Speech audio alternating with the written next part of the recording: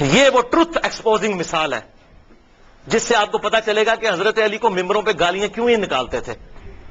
اگلے دن میرے والد صاحب بھی مجھ سے پوچھ رہے تھے کہ جی یہ گالیاں کیوں نکالتے تھے, کیا ملتا تھا؟ سوال تو بڑا زبردست ہے.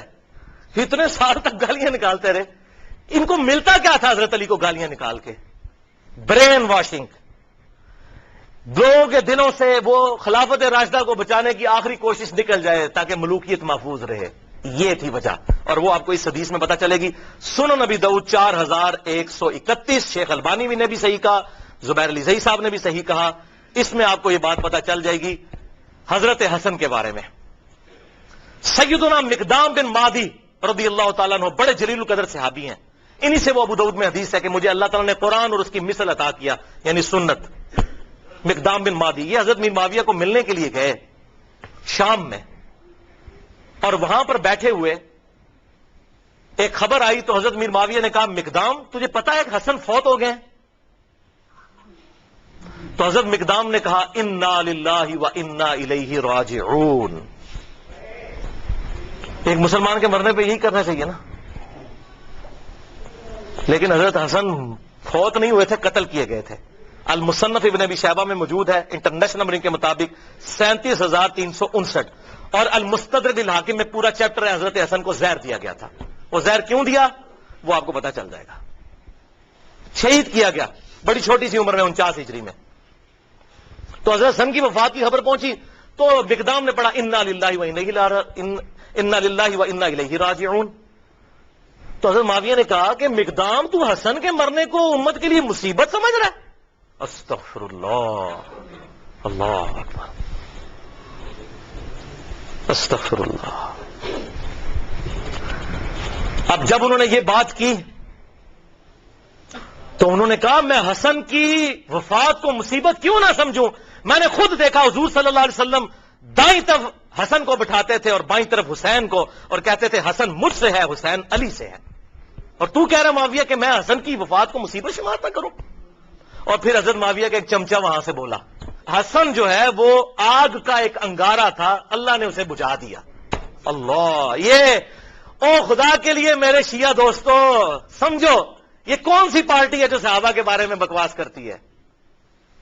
اگر آپ واقعی شیعہ نے علی, آئی ایم شیعہ پولیٹیکلی, جیسے امام شافعی نے فرمایا تھا اہل بیت کی محبت کا نام رافضی ہونا ہے تو میں رافضی ہوں. رافضی صحابہ کرام پر لعنت نہ کرے کوئی شیعہ, وہ تو حضرت علی کا ماننے والا ہی نہیں, وہ شیعہ علی ہے ہی نہیں, وہ شیعہ معاویہ ہے. تو یہ دیکھیں وہ چمچہ کہتا ہے حسن آگ کا انگارہ تھا اللہ نے بجھا دیا. اللہ اکبر. مقدام نے کہا اللہ کی قسم معاویہ تو نے میرے دل کو آگ لگا دی ہے, میں اس وقت تک یہاں سے نہیں اٹھوں گا جب تک کہ تجھے آگ نہ لگا دوں. یہ ہے انڈر پروٹیسٹ اور اعلان حق جابر حکمران کے سامنے غلط بات کو غلط کہنا. میں تجھے آگ لگا کے یہاں سے اٹھوں گا. معاویہ اللہ کی قسم اگر میں جھوٹ بولوں مجھے یہاں پر ٹوک دینا, اگر میں سچ کہوں تو مجھے بتا دینا. سن معاویہ میں تجھے اللہ کی قسم دے کے پوچھتا ہوں کیا رسول اللہ نہیں فرمایا تھا کہ سونا مرد کے لیے حرام ہے؟ حضرت معاویہ نے کہا ہاں کہا تھا. اللہ کی قسم دے کر پوچھتا ہوں کیا حضور صلی اللہ علیہ وسلم نے مرد کے لیے ریشم کو حرام نہیں فرمایا؟ کہا تھا. اللہ کی قسم دے کر پوچھتا ہوں کہ آپ صلی اللہ علیہ وسلم نے درندوں کی کھالیں اور متکبرانہ لباس اور درندوں کے اوپر سواری کرنے کو حرام نہیں فرمایا تھا؟ حضرت معاویہ نے کہا ہاں کہا تھا. ان کا معاویہ یہ تینوں کام تیرے گھر میں ہوتے ہیں, تینوں حرام کام ہوتے ہیں تیرے گھر میں. وہ جو میں نے کہا نا انڈر پروٹیسٹ. حضرت معاویہ نے کہا مقدام مجھے پہلے ہی پتا تھا میں باتوں میں تجھ سے جیت نہیں سکتا. تھی سانو حدیث سنا دو جی امام حنیفہ کے مقابلے نبی دی حدیث آ جائے, ایتھے دیکھو اتنا ہی کافی ہے. تو انہوں نے جب یہ حدیث بیان کی پھر کہا کہ لاؤ مقدام کو کچھ مال دو. اتنا لا کے ڈھیروں مال دیا گیا. حضرت مقدام نے وہی غریب لوگوں میں اس کے سامنے تقسیم کیا. ان کا مجھے مال کی حاجت نہیں, میں نے جو حق ادا کرنا تھا وہ کر دیا. یہ تھا بات بھائی. حسن انگارہ کیوں تھا ان کے لیے؟ صلح حسن ایک ٹریٹی کے تحت, ایک معاہدے کے تحت ہوئی تھی جس میں بڑی بڑی شرطیں یہ تھیں کہ معاویہ تم اپنے مرنے کے بعد امت کو شورا پر چھوڑو گے جس طرح کہ شیخین نے چھوڑا تھا, ابو بکر عمر نے. اپنا خلیفہ کسی کو خود نامزد نہیں کرو گے, اپنی اولاد میں نہیں کرو گے, اور مال فہ میں سے اور مال غنیمت میں سے جو حصہ اہل بیت کو ملتا ہے قرآن کی روح سے مال غنیمت کا وہ ملتا رہے گا. اسی طریقے سے تم جو ہے وہ میرے باپ کے اوپر ممبروں پر لعنت نہیں کرو گے, کیونکہ پہلے سے لعنت شروع ہوگی. شام کے گورنر تھے وہیں سے لعنت شروع کی تھی, یہ ختم کرو گے. لیکن کسی بات پر عمل نہیں ہوا. الٹیمیٹلی پھر انجام کیا ہوا؟ وہ صحیح بخاری کے اندر حدیث ہے، 7109 نمبر حدیث. حضرت حسن کو حضور صلی اللہ علیہ وسلم نے اپنی گود میں اٹھایا ہوا تھا، ٹھیک ہے، اور یہ حدیث شروع یوں ہوتی ہے کہ جب حضرت علی کی شہادت کے بعد لوگوں نے حضرت حسن کو خلیفہ چنا. یہ بھی یاد رکھیے، حضرت علی نے حضرت حسن کو خلیفہ نہیں بنایا. حضرت علی نے اپنا خلیفہ کسی کو نہیں بنایا. سنی شیعہ کتابوں دونوں میں لکھا. انہوں نے کہا میں یہ وزن نہیں اٹھاؤں گا، میں امت کو اسی طرح چھوڑ کے جا رہا ہوں، اپنا خلیفہ خود چننا، جس طرح حضور کی وفات کے بعد ہم نے ابو بکر کو چنا تھا، میں نے نہیں کسی کو بتانا. پھر لوگوں نے مشورہ کر کے حضرت حسن کو چنا. حضرت حسن نے 40,000 کا لشکر لے کے آئے. صحیح بخاری 7109. سامنے سے حضرت امیر معاویہ عمر بن عاص کہتے ہیں کہ معاویہ یہ تو وہ لشکر ہے جس نے موت پہ بیعت کی ہے، یہ تو ہماری تکہ بوٹی کر دے گا. تو حضرت معاویہ نے کہا پھر کیا کریں؟ ان کا صلح کرو حسن کے ساتھ، اس کے بغیر چارہ نہیں ہے. اچھا، انہوں نے پھر کہا ٹھیک ہے صلح کر لیتے ہیں. صلح آفر کرتے ہیں، اور سورۃ الانفال کے اندر یہ موجود ہے کہ اگر کافر بھی میدان جنگ میں صلح کی آفر کرے تو جنگ روک دو. حضرت حسن کو بھیجا صلح کے لیے. حضرت حسن رضی اللہ تعالیٰ عنہ نے وہ صلح قبول کر لی اور ان کے حق میں دستبردار ہو گئے. کیوں؟ کہ میں ان کو فری ہینڈ دے دوں. جو یہ کہتے ہیں نا قاتلین عثمان سے بدلہ لینا ہے، تو اب لے کر بتائیں، جو ان کے زوم میں ہے وہ بتا دیں. یہ نہ کہیں کہ میرے پاس خلافت نہیں تھی تو میں خلافت حوالے کرتا ہوں. اور حضور صلی اللہ علیہ وسلم کے الفاظ وہاں پر پھر وہ تابعی 7109 کہ حضور نے حضرت حسن کو گود میں اٹھا کر کہا تھا میرا یہ بیٹا سید ہے، اس کی وجہ سے اللہ تعالیٰ مسلمانوں کے 2 گروہوں میں صلح کروا دے گا، اس کی وجہ سے، یعنی یہ قربانی دے گا. حضرت امیر معاویہ نے قربانی نہیں دی ہے، حضرت حسن نے. اس کا اس کی وجہ سے 2 گروہوں میں صلح کروا دے گا. الحمدللہ حضرت حسن نے فری ہینڈ دیا کہ بھائی آپ دیکھ لیتے ہیں. آپ کا دعویٰ تھا نا وہ جس طرح آج کل ہے جی، وہ کہتا ہے جی مجھے حکومت دو، کہتا ہے مجھے حکومت دو، یہ لو جی حکومت پڑی، آپ کر کے بتاؤ، لگ پتا جائے گا. لیکن پھر 20 سال تک، یہ 41 ہجری میں واقعہ ہوا اور حضور کی پریڈکشن پوری ہوئی کہ 30 سال تک خلافت علی منہاج النبوہ جو میں نے بیان کیا ابو داؤد ترمذی اور مسند احمد سے، وہ پورے ہوئے. اور امام ابن تیمیہ نے منہاج السنہ میں لکھا کہ ربیع الاول کے مہینے میں، دن کنفرم نہیں لیکن ربیع الاول میں حضور کی وفات ہوئی تھی 11 ہجری میں، اور 41 ہجری ربیع الاول میں صلح حسن ہوئی اور 30 سال پورے ہوئے. اور امام ابن تیمیہ جیسے شخص جنہوں نے اہل تشیع کے خلاف منہاج السنہ لکھی، اس کتاب میں لکھتے ہیں کہ حضرت حسن 5ویں خلیفہ راشد ہیں، 6 مہینے ان کے بھی خلافت راشدہ ہیں، کیونکہ 30 سال ان کے 6 مہینے بنا کر پوری ہوتی ہے وہ شامل کر کے. لہذا امیر معاویہ رضی اللہ تعالیٰ عنہ یا یزید ابن معاویہ، یہ دونوں خلیفہ راشد نہیں بلکہ اسلام کے بادشاہ ہیں. یہ انہوں نے لکھا. بھائیو، یہ 20 سال تک کسی شرط پر عمل نہیں ہوا، بلکہ اسی طریقے سے ممبروں پر حضرت علی کو گالیاں نکالی جاتی رہیں. اور پھر جاتے جاتے وہ ٹرننگ پوائنٹ آیا کہ حضرت حسن کے ساتھ جو صلح کا معاہدہ تھا توڑا، اور وفا سے 4 سال پہلے خلیفہ کی بیعت، اپنے بیٹے کی بیعت لینی شروع کر دی کہ میرے مرنے کے بعد یہ خلیفہ بنے گا. اب مولا حسین میدان میں اترتے ہیں، لیکن مغرب کی نماز کے بعد انشاءاللہ تعالی. بھائیو، ابھی تک تقریباً ہماری 1.5 گھنٹے کی گفتگو ہو چکی ہے، اور اب انشاءاللہ یہ 25-30 منٹ میں ہماری گفتگو کنکلوڈ ہو جائے گی. آخری سچویشن ہم ڈسکس کریں گے، اور بات ہماری جہاں پر مکمل ہوئی تھی وہ ابو داؤد کی حدیث 4131، جس کو شیخ البانی نے بھی صحیح کہا، شیخ زبیر علی زئی صاحب نے بھی صحیح کہا رحمہم اللہ، کہ حسن آگ کا انگارہ تھا جسے اللہ نے بجھا دیا ولیعوذ باللہ تعالی.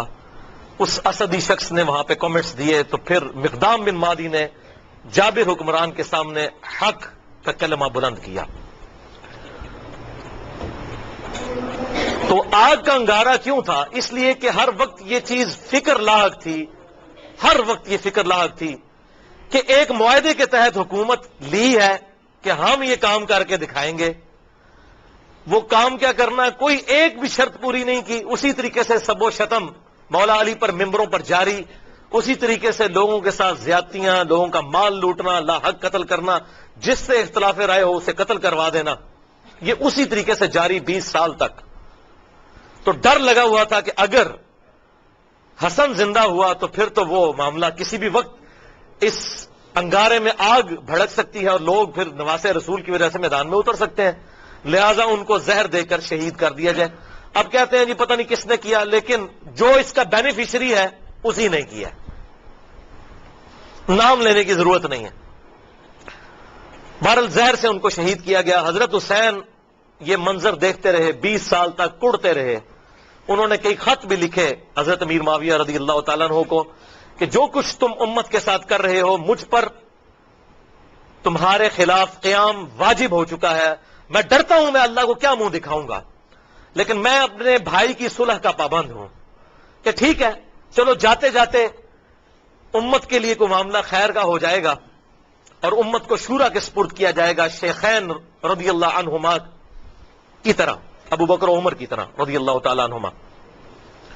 لیکن یہ معاملہ پھر بگڑ گیا۔ حضرت امیر معاویہ رضی اللہ تعالیٰ عنہ کی وفات 60 ہجری میں ہوئی، حضور صلی اللہ علیہ وسلم کی وفات کے تقریباً 50 سال کے بعد۔ وفات سے 4 سال پہلے انہوں نے اپنی زندگی میں اپنے بیٹے کے لیے بھی بیعت لینا شروع کر دی، ایک وقت میں 2 خلیفوں کی بیعت، جبکہ صحیح مسلم میں حدیث ہے انٹرنیشنل نمبرنگ کے مطابق 4799 کہ اگر ایک خلیفہ کی موجودگی میں دوسرے خلیفہ کی بیعت کی جائے تو دوسرے کو قتل کر دو۔ وہ تو واجب القتل ہو چکا تھا، ایک وقت میں 2 خلیفوں کی بیعت تو نہیں ہو سکتی، اور یہ کوئی تاریخی روایت نہیں ہے۔ تلوار کے زور پر پوری دھونس کے ساتھ بیعت لی گئی۔ کہتے ہیں وہ صحابہ نے بیعت کر لی تھی، یہ کر لیا تھا، وہ اب آپ کو میں پول کھول کے بتاتا ہوں۔ صحیح بخاری میں انٹرنیشنل نمبرنگ کے مطابق 4827 نمبر حدیث۔ یہاں پر یہ بات یاد رکھیے گا، بیعت دل سے ماننے کا نام ہے، زبردستی نہیں ہو سکتی۔ بخاری اور مسلم کی متفق علیہ حدیث ہے، سعد ابن عبادہ نے حضرت ابو بکر صدیق رضی اللہ تعالیٰ عنہ کی بیعت نہیں کی، اس کے بعد حضرت عمر کی بھی نہیں کی، لیکن ابو بکر عمر نے کیا تلوار رکھی ان کے اوپر کہ بیعت کرو؟ ٹھیک ہے، اختلاف رائے نہیں کرنی نہ کرو۔ بخاری اور مسلم کی متفق علیہ حدیث ہے کہ حضرت علی نے 6 مہینے تک ابو بکر کی بیعت نہیں کی، تو کیا معاذ اللہ ابو بکر نے ان کے ساتھ اس طرح کی کوئی زیادتی کی؟ بلکہ بخاری مسلم میں آتا ہے بعد میں معافی بھی مانگی۔ حضرت علی کا یہی اعتراض تھا کہ آپ نے اہل بیت کو مشورے میں شامل نہیں کیا۔ حضرت ابوبکر صدیق زاروں کے تار رو پڑے، یہ بخاری اور مسلم دونوں میں موجود ہے، اور میں نے اس پہ 3.25 گھنٹے کی گفتگو کی ہے۔ وصی رسول کون ہے اور حدیث قرطاس کا تحقیقی جائزہ، مسئلہ نمبر 55B کے نام سے، لہذا میں آج اس کو ایڈریس نہیں کروں گا۔ بخاری کی حدیث 4827، سورۃ الاحقاف کی تفسیر والے چیپٹر میں امام بخاری نے امت کو انجیکشن لگا دیا کہ پتہ چل جائے کہ ہوا کیا تھا امت کے ساتھ۔ محدثین کی یہ بہت بڑی خدمات ہے کہ انہوں نے حق نہیں چھپایا، کیونکہ سورۃ البقرہ میں آیا ہے کہ جو حق چھپاتا ہے اس پہ اللہ کی لعنت، فرشتوں کی لعنت اور تمام لعنت کرنے والوں کی لعنت۔ اور ابو داؤد اور ترمذی میں حدیث ہے کہ جو لوگ دنیا میں حق چھپاتے ہیں قیامت والے دن اس حال میں پیش کیے جائیں گے کہ ان کے منہ میں آگ کی لگامیں ہوں گی کہ یہ حق بات نہیں بتاتے تھے، وَلِعَاذُ بِاللَّهِ تعالی۔ یہ کہتے ہیں یہ اس طرح کی باتیں کیوں کرتے ہیں؟ یہ تو ہمارے نبی کی نبوت کی غیب کی خبریں ہیں کہ کیا ہونے والا تھا امت کے ساتھ۔ حضور صلی اللہ علیہ وسلم کی نبوت کی دلیل ہے یہ خبریں کہ آپ نے مستقبل کی باتیں پہلے ہی امت کو بتا دی۔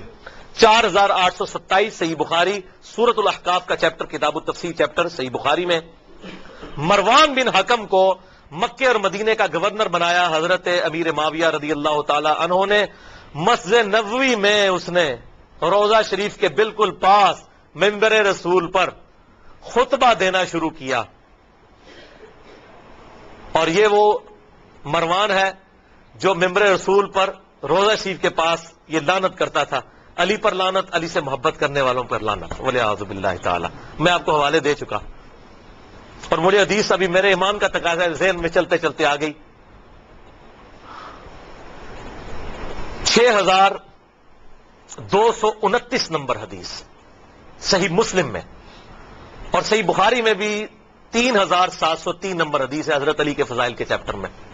اسی مروان بن حکم نے کسی کو وہاں پر نامزد کیا تو اس نے حضرت سال ابن سعد السعدی کو بلایا، حضرت علی کے فضائل کے چیپٹر میں، بخاری مسلم دونوں میں یہ حدیث ہے، اور کہا کہ آپ منبر پر آ کر ایک دفعہ مولا علی پر لعنت بھیجیں، لعنت کے الفاظ ہیں مسلم میں۔ تو سال ابن سعد السعدی جو پہلے 10 مسلمانوں میں سے تھے، انہوں نے کہا کہ میں حضرت علی پہ لعنت کروں ممبر پہ آ کے؟ ان کا اچھا تم یہ کہہ دو کہ ابو تراب پہ اللہ کی لعنت، وَلِعَاذُ بِاللَّهِ۔ ابو تراب کا مطلب ہے مٹی والا، حضرت علی کی یہ کنیت تھی، تو اس نے کہا چلو تم کوڈ ورڈ میں بات کر دو، کہہ دو ابو تراب پہ اللہ کی لعنت، مٹی والے پہ۔ اور یہ حقارت سے بنو امیہ ابو تراب کہتے تھے۔ حضرت سال ابن سعد نے کہہ مارا، انہوں نے کہا واہ واہ، اوے مولا علی تو ابو تراب نام سے اتنا خوش ہوتے تھے، کسی اور نام سے اتنا خوش نہیں ہوتے تھے۔ اور تم کہہ رہے ہو کہ ابو تراب پہ اللہ کی لعنت. پھر وہ ذرا ٹھنڈے پڑے. انہوں نے کہا میں کبھی بھی مولا علی کو گالی نہیں نکالوں گا. انہوں نے کہا اچھا بتائیے ابو تراب نام کیسے پڑا حضرت علی کا؟ انہوں نے کہا سنو پھر. ایک دفعہ حضرت علی اور حضرت فاطمہ کے درمیان چپکلش ہو گئی. میاں بیوی تھے. حضرت علی ناراض ہو کے گھر سے چلے گئے. مسجد نبوی میں جا کر لیٹ گئے زمین کے اوپر. حضور صلی اللہ علیہ وسلم آئے اور کہا فاطمہ کدھر ہے علی؟ ان کا یا رسول اللہ ناراض ہو کے چلے گئے. آپ صلی اللہ علیہ وسلم نے فرمایا ایک صحابی کو کہ جا کر ڈھونڈ کر لاؤ. وہ ڈھونڈنے گئے تو حضرت علی لیٹے ہوئے تھے. حضور کو آگے بتایا. حضور خود تشریف لے گئے. حضور صلی اللہ علیہ وسلم نے حضرت علی کو اٹھایا, اپنے مبارک ہاتھوں سے جسم سے مٹی صاف کی اور کہا اٹھ ابو تراب, اٹھ ابو تراب, اے مٹی میں لپٹنے والے اٹھ. اس دن سے حضرت علی اپنے آپ کو ابو تراب کہتے تھے, حالانکہ آپ کی کنیت ابو الحسن تھی. صحابہ آپ کو ابو الحسن کہتے تھے, وہ کہتے تھے مجھے ابو تراب کو. جیسے حضرت ابو ہریرہ کو بلیوں والا ابو ہریرہ, نام تو ان کا عبد الرحمن تھا. وہ بلیوں کے بچوں کے ساتھ کھیلتے تھے, اپنے وہ کرتے کی آستین میں ڈالتے تھے. حضور نے کہہ دیا ابو ہریرہ نام مشہور ہو گیا. تو اس طریقے سے ابو تراب ان کا نام پڑ گیا. انہوں نے کہا مولا علی تو اس نام سے خوش ہوتے تھے اور آج تم مجھے کہتے ہو کہ میں ان پر لعنت کروں. ولیعوذ باللہ تعالی. بہرحال یہی مروان بن حکم, اس کو حضرت میر معاویہ نے گورنر بنا دیا تھا. اسی خبیث کی وجہ سے حضرت عثمان بھی شہید ہوئے. اسی نے وہ جعلی مور لگائی تھی جس کی وجہ سے ایک حضرت عثمان کے خلاف جو ہے وہ تحریک برپا ہو گئی. اس کو گورنر لگایا. صحیح بخاری 4827. اس نے خطبہ پڑھا مسجد نبوی میں اور کہا کہ یزید بن معاویہ بڑا اچھا آدمی ہے, یزید بن معاویہ بڑا اچھا آدمی. لوگ کہہ رہے ہیں یہ کون سا خطبہ ہو رہا ہے کہ یزید بن معاویہ بڑا اچھا آدمی ہے. اور پھر اس نے کہا کہ اللہ تعالیٰ نے امیر المومنین حضرت معاویہ بن ابی سفیان رضی اللہ تعالیٰ عنہ کو ایک بڑی اچھی بات سجھائی ہے. وہ امت کے وسیع تر مفاد میں چاہتے ہیں کہ اپنے بیٹے کو اپنے بعد خلیفہ نامزد کر دیں. ادھر ہمارے حکمران بھی کہتے ہیں نا امت کے وسیع تر مفاد میں, پاکستان کے وسیع تر مفاد میں. اچھا, وہاں پر حضرت ابو بکر کا بیٹا کھڑا ہوا, عبد الرحمن بن ابی بکر, حضرت عائشہ کا بھائی. اور امام بخاری نے نقل نہیں کیا کہ اس نے کیا کہا. انہوں نے کوئی چوبے والی گل کی تھی, میں گل دسنا کیڑی ہے. اس نے ایک بات کی, انہوں نے صحابی تھے وہ, اور مروان تڑپ اٹھا. اس نے کہا پکڑو اس ابو بکر کے بیٹے کو. ایسی کی تیسی یہ لوگ حکمرانوں کے خلاف بولتے ہیں, کلمہ حق بلند کرتے ہیں.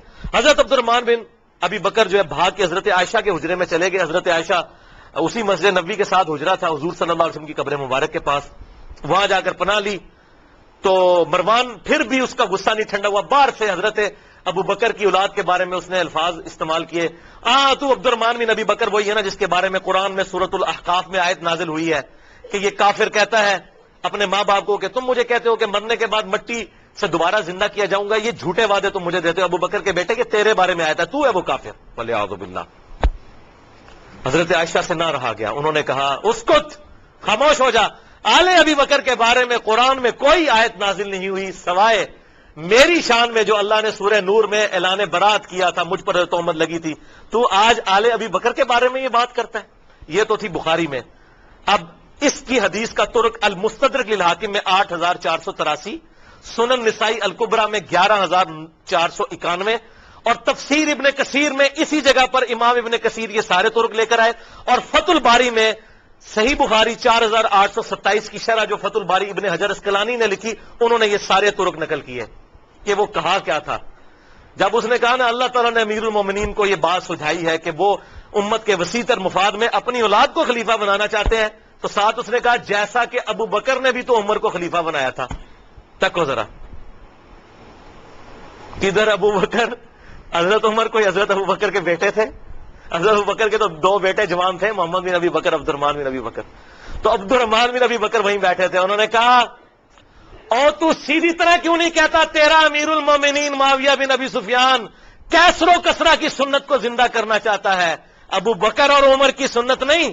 ابو بکر اور عمر نے اپنی اولاد کو نہیں نوازا, اور تیرا امیر المومنین اپنی اولاد کو نوازنا چاہتا ہے. ابو بکر کا بیٹا تھا, جینز ابو بکر کے تھے.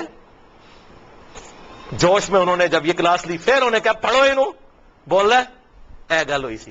پھر وہ چھپ گئے, اور یہاں پر حضرت عائشہ نے پھر اس کو چپ کروایا مروان کو, اور ساتھ ایک بات کہی جو اس حدیث میں موجود ہے, اور کہا مروان تو ابو بکر کی اولاد کے بارے میں بکواس کرتا ہے، تیرے باپ کے بارے میں حضور صلی اللہ علیہ وسلم نے فرمایا تھا حکم پر لعنت، حکم کی اولاد پر لعنت، تو اسی حکم کا بیٹا ہے مروان بن حکم، تو اپنے باپ کی پشت میں تھا جب اللہ کے نبی تجھ پر لعنت کر کے گئے تھے۔ یہ حضور کی غیبی خبریں الحمدللہ۔ اور ایک اور غیبی خبر سنیں، مسند ابی یعلا میں انٹرنیشنل نمبر کے مطابق 6461، جسے شیخ البانی بھی صحیح کہتے ہیں، شیخ زبیر علیزئی صاحب بھی ٹھیک کہتے ہیں، کہ سیدنا ابو ہریرہ کہتے ہیں کہ آپ صلی اللہ علیہ وسلم نے ایک خواب دیکھا کہ آپ کے ممبر پر بنو حکم، یہی مروان بن حکم اور اس کی اولاد، اچھل کود رہے ہیں، تو حضور بڑے غصے کی حالت میں گھر سے باہر نکلے اور آپ نے کہا کہ میں نے بنو حکم کی اولاد کو اپنے ممبروں پر بندروں کی طرح اچھلتے ہوئے دیکھا ہے، یعنی میرے بعد یہ میرے ممبروں پر آ کر بیٹھیں گے۔ اور حضرت ابو ہریرہ کہتے ہیں اللہ کی قسم اس خواب دیکھنے کے بعد حضور صلی اللہ علیہ وسلم جتنے دن زندہ رہے، چند دن پہلے آپ نے خواب دیکھا، آپ کو کسی نے ہنستے ہوئے نہیں دیکھا، آپ اتنے غمگین ہوئے کہ یہ مستقبل میں ہونا ہے۔ تو آپ صلی اللہ علیہ وسلم نے امت کو پہلے ہی اس حوالے سے خبردار کر